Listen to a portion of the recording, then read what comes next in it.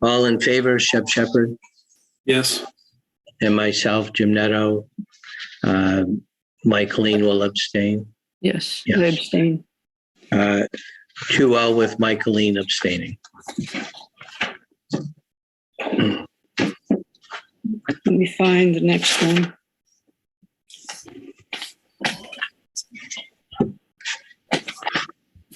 The next one is 18. 498. 498, and I'm looking for that. Yes. This was a complaint on a project we had already seen and dealt with. And the new piece of the complaint was the professional engineer. It was against a professional engineer who had signed a survey plan inappropriately. We already had this case. There was a surveyor that had done the boundaries on this. It was found to be incorrect by another surveyor. So the property had been surveyed twice. The registry recorded the site plan instead of the survey plan. The registry should not have recorded it without a surveyor seal. The surveyor in the prior case had testified that he had done it 2 years before and was never contacted again. There's no note on the plan that was recorded referencing the survey. I see this as the registry accepting a plan that had survey information on it without a surveyor's seal. It would have been better if the developer had recorded the prior survey, and that would be on record. The other part of it is that the city that this happened in has the definition of record plat calls for the seal of an engineer or a surveyor. So it conformed to the city standards. I think, the only way to address this is for the registries to be aware that there should be a surveyor's seal on something, but if the survey plan had been recorded previously, it's not the registry's responsibility to dig into that and look for that. The developer should have recorded both, or should have asked the surveyor to record it. I don't see that this is something we can deal with. Originally, we were told there was going to be a letter from the engineers board in support of the engineer. I assume. I never saw that. I don't know if it came in or not.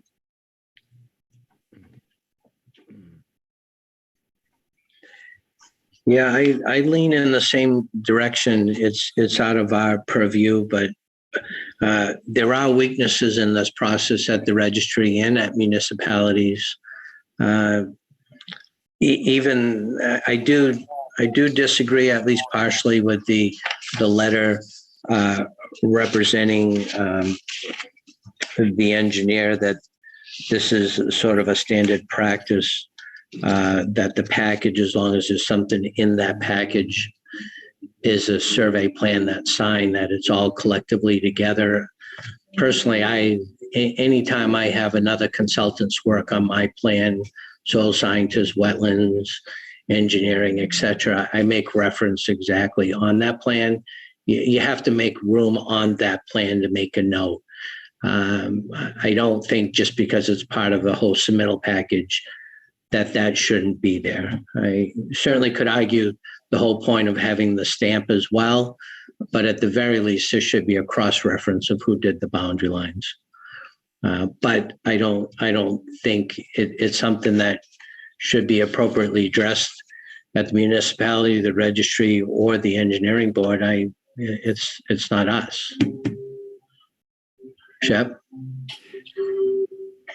I have a problem with this, in that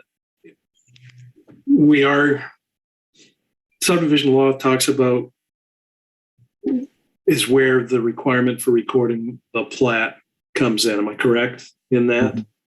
Yes. And it's division or distribution or whatever of real property. I think that's clearly a survey function, and I I guess I would say that this does violate it. But I think because it was done by somebody that's not a licensed surveyor, we have no purview here.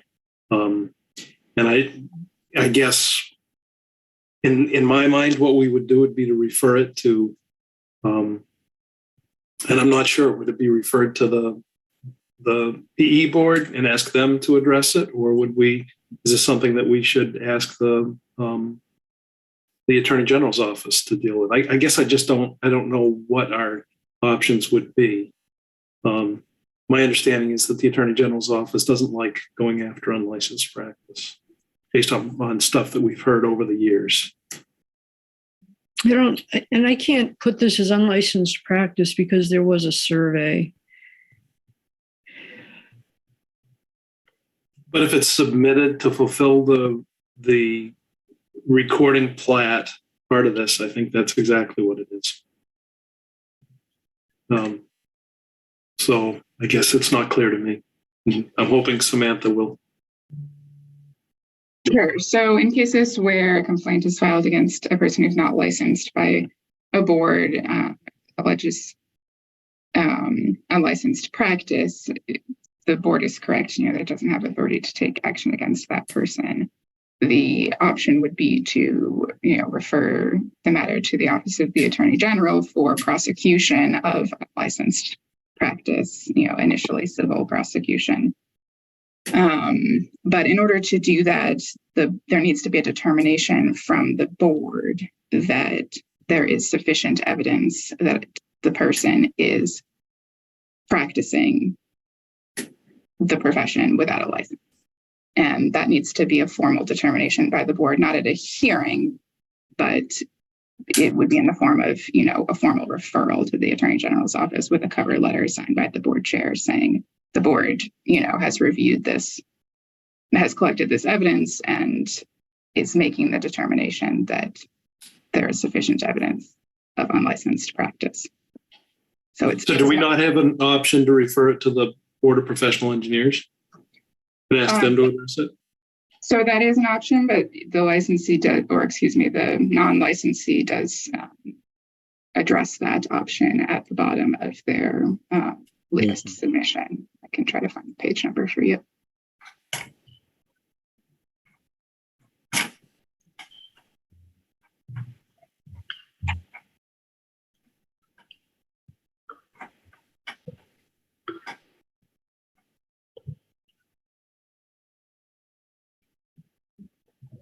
So I'm referring to Bates stamp number 36.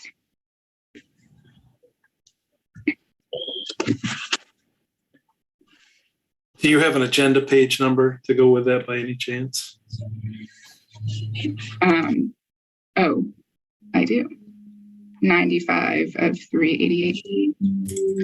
Right.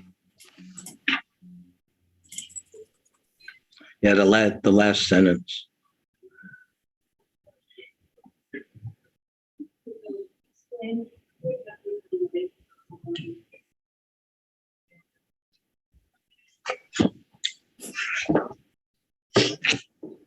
So my thought is that I don't feel that this engineer is practicing land surveying. I do think that the whole process is a weakness on what registries and municipalities have as requirements, whether at the registry or in their ordinances. This is much different than taking a permanent boundary survey that a surveyor have done and the engineer has created interior lot lines, etc. I think I'm okay with this whole process, certainly, even though it's still out of our purview. If there is a note that's referencing who did the perimeter on the plan, that's my big concern. I don't think this engineer is practicing surveying. I think it's just deficient of that appropriate note, in my opinion. It's a weakness that I would love to see addressed better at municipalities. And because it's common practice for me, that was shaking for me, because just because it's common practice, to me, that doesn't make it correct. If it becomes the norm inappropriately, then it still doesn't make it right. But I do think in all the municipalities, it is somewhat of a common practice, which unfortunately should be addressed. I think the other piece of it is the developer communicating with his surveyor as the project starts to happen, just to ensure that that plan is recorded. So it's kind of a three-pronged issue between a lot of different pieces, between the registry, between the municipalities, and between the developer's relationship with the surveyor. Yeah, it's Yeah. and then, as you said, there should have been a note referencing the survey on that plan that was recorded, and there wasn't. Yeah, if there's boundary lines on that plan, site plan, or whatever you want to call it, it should be referencing who did the perimeter lines. Yeah, it's a liability issue, in fact. Sure. Right, exactly. Why wouldn't you want to make reference to who did whatever data that's on your plan for just simple liability reasons outside the licensee's, scope of services they're licensed to do? Or expertise. Yeah. Shep, thoughts? I understand and appreciate the arguments you're making. Is it a matter of degree? If this had been, if there had been multiple interior lines on this that the surveyor had done something on or whatever, and the plan was referenced, would that still be okay with just an engineer's signature? Where does it stop? Is it just a matter of degree, or it either is or it isn't? I think my answer to that thought would be who created the lines.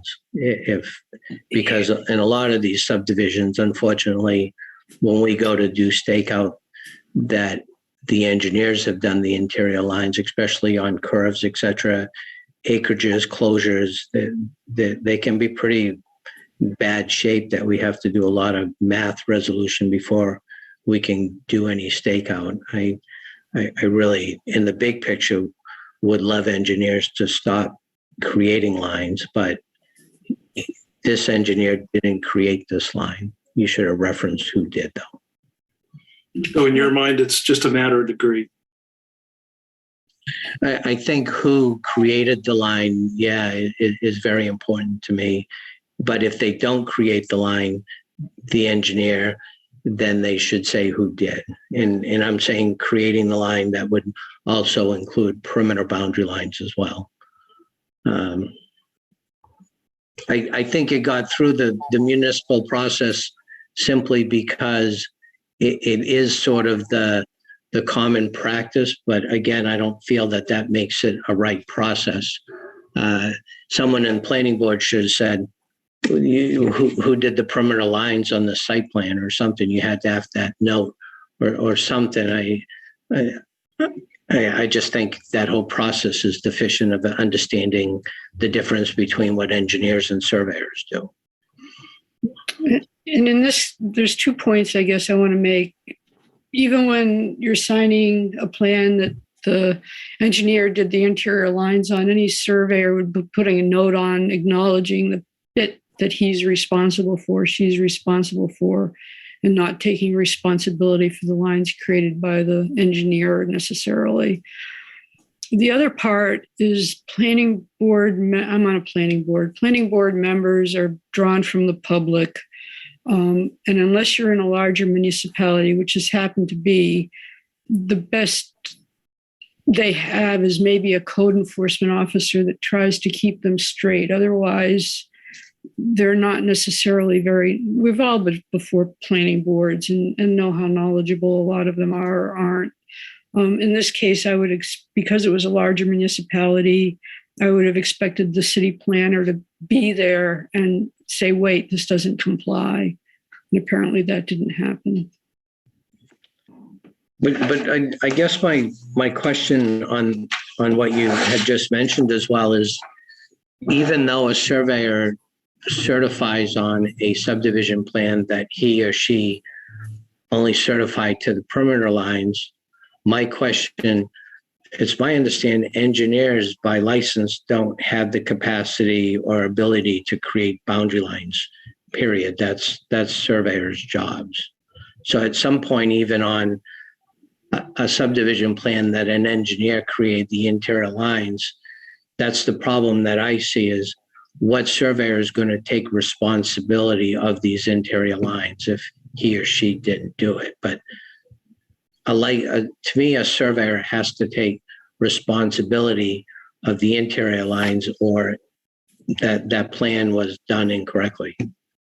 I welcome your thoughts, either one of you on that, but I don't think engineers creating interior subdivision lines is something that should be happening, period, because unfortunately it's become pretty common. I think this is probably getting into a longer discussion than we need, but there's a couple of different things happening. And one of them is that, yes, engineers do create subdivision lines, but then the surveyor is in charge of documenting them, correcting them, and monumenting them. What I am seeing happen, though, is engineers creating occupation lines for condominiums that are never worked on by a surveyor. They're kind of based on so many feet off of the building. So I think there's some gray area happening. But I do think that you caught me a little bit in, but is it even something that is within this complaint? I don't think so. So thank you for that. I was just trying to make the separation that I still go back to this site plan being deficient of an appropriate note of who did the perimeter lines, but I don't feel this engineer was. I would make a motion to dismiss or this complaint because I don't think it's our purview, and I do not, even if it was, feel this engineer was practicing land surveying. And bottom line is we have no no jurisdiction here to do anything anyway. All we can do is either refer to somebody or be done with it. So, it doesn't sound like anybody's interested in furthering it. It's already in front of the engineering board. I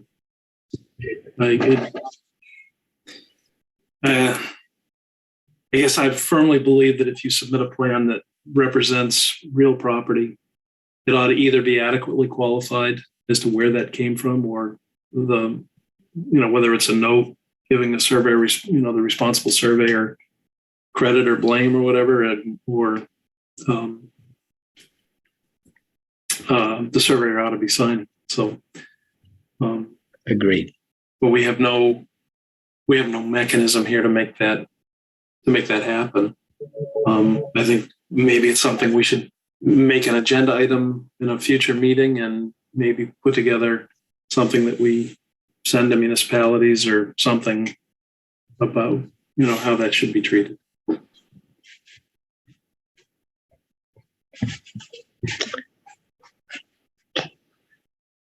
Would you like, I made a motion to dismiss because it's not our purview to discipline.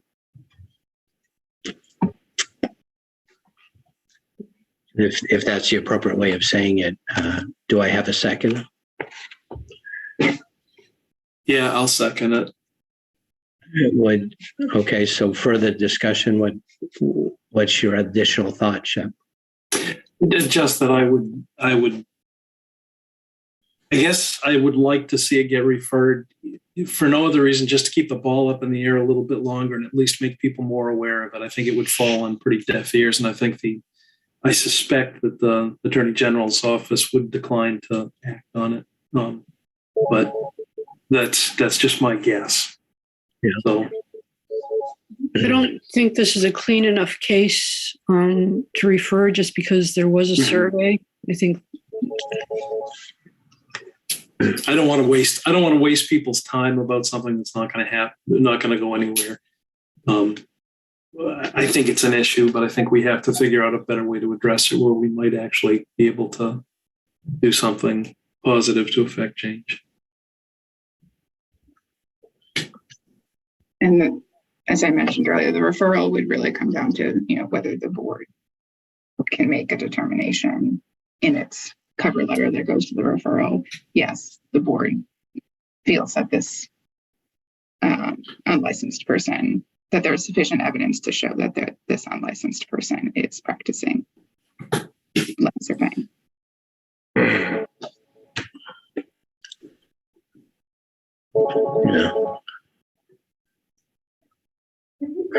Yeah, I don't.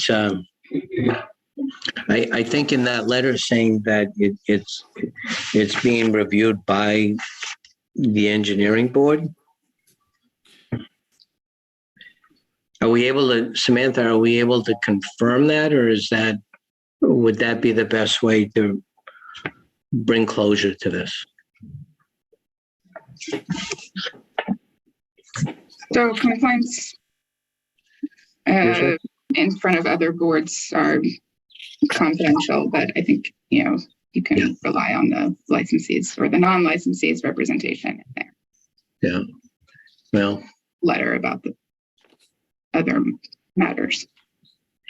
well, then I think that I hear what you're saying, Shep, but until we have a more specific protocol on how to address this, I think it's in the direction that we're hopeful it's going, but I think our ability to do anything in this board is very limited right now. So I'll hold my motion to just dismiss it.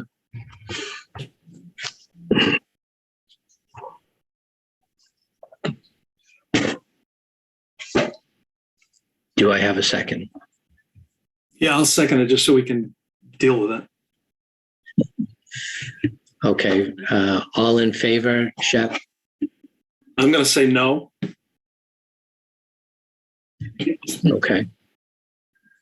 And I say yes. So it's 1-1 split decision. Yeah. Thanks, Michaeline. So Samantha, thank you. Yeah, so Michaeline is abstained as the complaint officer, so she's not voting on this. With a vote of 1-1, the motion just didn't pass. So the case is, neither dismissed nor referred. What happens now?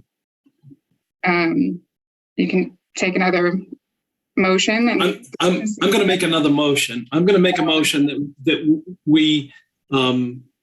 we send a letter to the engineering board, telling them, simply stating we've had that we feel that there's some valid concerns here. We lack the jurisdiction to act on it within our board, and we hope that they'll address it, and with consideration of the impact of representing real property, plans depicting real property that aren't, that haven't been appropriately qualified. So what I'll say is, if the board dismisses the complaint, then it does become public, and I think the board could, that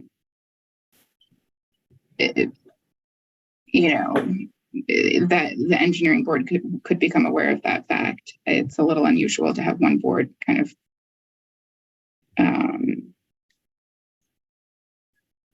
do anything more than refer the complaint materials to the other board for their consideration, but that could certainly be an outcome.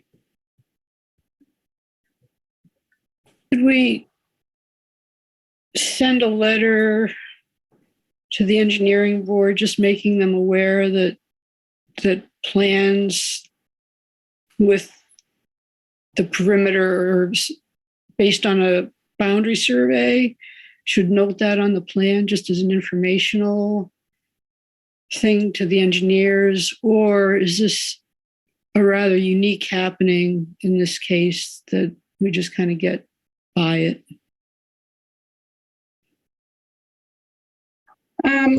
So I've never had that question before. I think my advice would be my advice would be to, if you want to refer the materials that this board has in its file once the complaint is dismissed to the engineering board, that would be appropriate. And leave it at that, I think would be my advice. Okay, I'll modify my motion to do that. Okay, Simply so refer- let's first scratch, I'm in agreement with that. So let's scratch the first split decision on our original motion. I'm okay to do that, correct? And we can just start over, because I don't think for one second, Shep, that I don't think this is a concern. I just am wondering what capacity we have to act on it in making that recommendation referral to the other board. I'm totally fine with that, because I do see this as a general problem. So go ahead and start over with the motion. Okay, so as I understand it, what we can do is simply refer the matter to the Board of Professional Engineers and pass on our existing file. And I would move to do that. And to Good. dismiss the complaint. And to dismiss the current complaint from our board.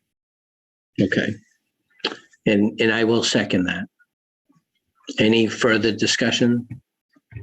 Okay, Shepherd Yes. and myself, James Neto, yes. I recuse or I abstain. The results are 2-0 in favor, and Mike Colleen will abstain.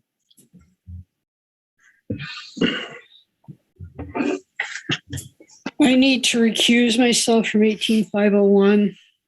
And I can do that without giving reason. I've talked it over with Kathy and Samantha prior.